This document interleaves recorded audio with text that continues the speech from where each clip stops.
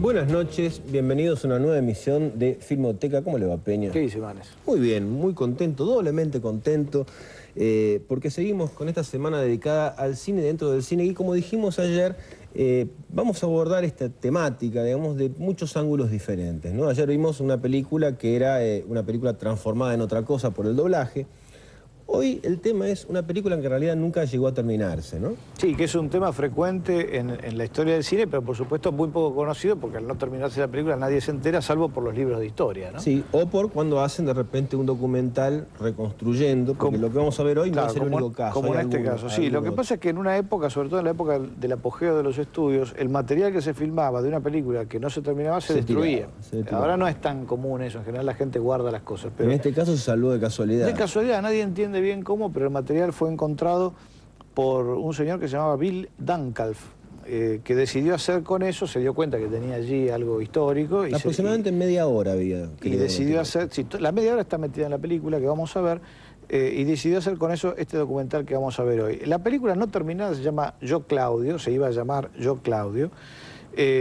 La película que nosotros vamos a ver, que contiene los fragmentos de Yo Claudio, se llama La épica que nunca fue, The Epic That Never Was, y es una película hecha para televisión por este señor Duncalf, y la razón por la que esto es importante básicamente es que hubiese sido un clásico de Joseph von Sternberg, la película. Sternberg había hecho en Europa El Ángel Azul, había hecho en Estados Unidos películas como La Ley de Lampa, Los Muelles de Nueva York, es decir, toda la serie toda la serie con Marlene, sí, pero digamos, las películas que lo habían transformado para la apreciación crítica en un artista no eran tanto las de Marlene, ahora sí, digamos, pero en ese momento no tanto, eran demasiado kitsch para el gusto de ese momento, ¿no? Ahora sí se pueden reivindicar desde muchos lugares, pero en ese momento no. Pero sí era, digamos, Borges, por ejemplo, se la pasaba hablando de los policiales de Sternberg, del comportamiento de los matones de las películas de Sternberg, como el de Los Muelles de Nueva York. Es decir, fue un cine que influyó muchísimo. Y por supuesto, cuando va a Alemania en el 29 y en el 30 hace El Ángel Azul, descubre a Marlene, logra un clásico de cine casi inmediato y tal. Pero Sternberg siempre fue un tipo muy complicado, muy difícil, que tenía... insoportable parece que era en la filmación. Claro, pero de manera totalmente deliberada. Es decir, él tenía como filosofía de vida, él decía que para lograr hacerse notar había que hacerse odiar también.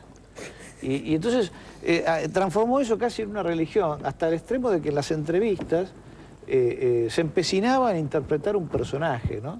Y a veces bajaba la guardia y la gente se daba cuenta de que no, de que era un tipo completamente inofensivo, sí. pero siempre estaba molestando de una manera...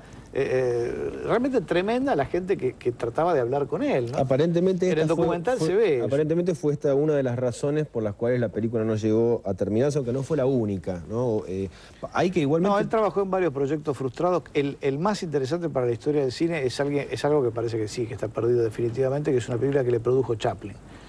Chaplin hizo Una mujer de París para Edna Purviance, que fue su mujer durante un tiempo, no su esposa, pero convivieron juntos durante muchos años y trabajaron juntos desde 1915 hasta 1921, 22. En 1923 él hace Una mujer de París para ella y después lo llama Sternberg, porque le había impresionado mucho su primera película, para que la dirija en una película que se llamó The Seagull, La Gaviota.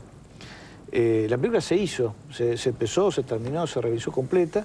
A Chaplin no le gustó, o no se sabe qué pasó, porque nunca quedó claro ni en la autobiografía de Chaplin, donde él ni menciona el episodio, ni en la autobiografía de Sternberg, donde menciona el episodio, pero de manera lateral y sin dar explicaciones. Y lo cierto es que la película no se estrenó nunca. Chaplin ni tenemos ni idea de lo que era. No estrenarla, nadie sabe de qué trató nunca, nadie supo nunca. Y desapareció. Aparentemente Chaplin la mandó destruir en algún momento por una cuestión impositiva que tampoco quedó nunca muy clara. La cuestión es que la película no existe más. Ese es uno de los muchos proyectos abortados de Sternberg. Pero Sternberg, además de la filosofía de hacerse odiar, tenía otra filosofía, que era la de menospreciar, subestimar al público norteamericano. Para él, Norteamérica, él era vienés, pero desde muy chico se había criado en Estados Unidos, o sea que era tan norteamericano como vienés. Y esta experiencia le había dado la sensación de que el público de, digamos, sus compatriotas adoptivos era básicamente un público de 12 años de edad, 13, 15 a lo sumo. Mientras que el público europeo era mucho más sofisticado. Entonces, él... ¿Habría algo de verdad en eso? Yo creo que es una estilización, digamos, de la verdad. No sé si es así, creo que es subestimar realmente, por ejemplo, a todo público potencialmente universitario que puede tener Estados Unidos. Pero lo cierto es que él pensaba esto y lo pensaba de una manera totalmente convencida. Para triunfar había que hacerse odiar entonces y hacer pavadas. O en todo caso, a ver, estoy exagerando, no ocuparse demasiado de la sustancia. Entonces, cuando se lleva a Marlene a Estados Unidos, la hace hacer historietas. Sí, sí, las películas son como una cáscara, pero una cáscara increíble, ¿no? Sí, la cáscara es, o sea, son las mejor cáscara formalmente más extraordinarias de toda la historia del cine de estudios, ¿no? Pero él estaba convencido de que esa era la única forma de triunfar en Estados Unidos, hacer ese tipo de cine y de esa forma. Mientras que si uno ve El Ángel Azul, hay además una densidad emocional de otro tipo.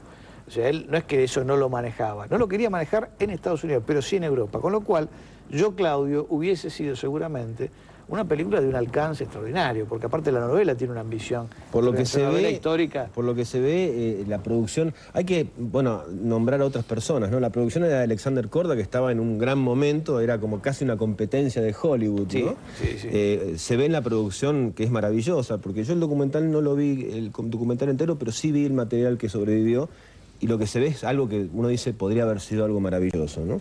Y los actores, Charles Laughton haciendo de Yo, Claudio, de Claudio. Ese fue el problema, digamos. Charles Laughton fue... Parece que lo torturó a un nivel que dicen que Charles Laughton estaba paralizado. No, bueno, pero ahí es donde está la discrepancia, donde yo me pongo del lado de Stern. A ver. El documental se pone claramente del lado de Charles Laughton. Está Dirk Bogarde, que hace de presentador del documental y es un poco el host, y el que va, digamos, hilando las distintas etapas de la cosa. Están entrevistados todos los participantes que habían sobrevivido a esa altura. El documental está hecho en el año 62, 63, con lo cual está Merle Oberon, está Evelyn Williams. Que era la amante y iba a ser la mujer de Alexander Korda. Sí, después sería la mujer. Y digamos, todos los que estaban vivos en ese momento los entrevistaron a todos, incluyendo al autor del libro, a Graves, que está en la película también. Laughton se acababa de morir, se había muerto hace muy poquito, y toda la película está un poco dedicada a él. Y Dirk Bogarde lo pone por las nubes diciendo que, bueno, un extraordinario actor cinematográfico, que lo fue un extraordinario actor en todos sentidos. Pero también era un tipo muy poco práctico a la hora de hacer cine, es decir, le costaba muchísimo entrar en situación. Para mí el que volvió loco, cuando se trata de decidir quién volvió loco a quién, creo que es Charles Laughton el que volvió loco a Stenberg. O sea, Stenberg tuvo una paciencia con él tremenda durante muchísimo tiempo, y Stenberg lo cuenta en sus memorias, dice... llegaba a un punto que el tipo, si no escuchaba el discurso de abdicación de no sé quién, el tipo no podía entrar en escena, entonces tenía que estar escuchando todo el discurso. Cuando terminaba de escuchar el discurso salía hacia la escena y por ahí le salía mal. O sea, era una cosa tremenda. Está bien que uno tiene que hacer lo posible para lograr una actuación determinada de un actor, pero tampoco hay que volverse loco así.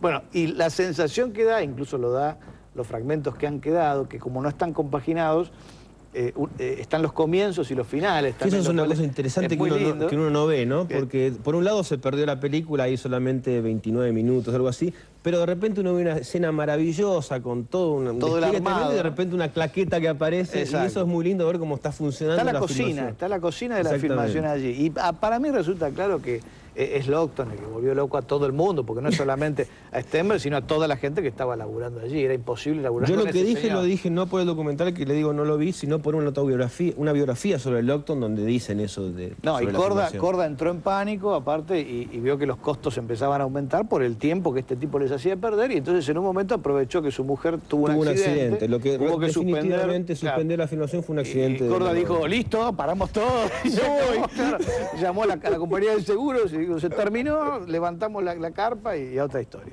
Y Stenberg se quedó con una frustración más en su carrera, volvió a Estados Unidos, y lo que filmó después, si bien tuvo momentos interesantes, nosotros hemos dado acá La pecadora de Shanghái, por ejemplo, que es una película fascinante y tal, nunca volvió a ser... La última es tremenda. El de su época muda. Anatahan es la última, la película japonesa. La anterior, Jet Pilot. Bueno, hay dos ahí que hizo para Howard Hughes que son vergonzosas. Sí, Rivales del Rayo se llama, con John Wayne, temible. Bueno, vamos a ver entonces La épica que nunca fue, este documental sobre la filmación frustrada de Yo, Claudio, que tendría que haber sido una película de Joseph von Sternberg.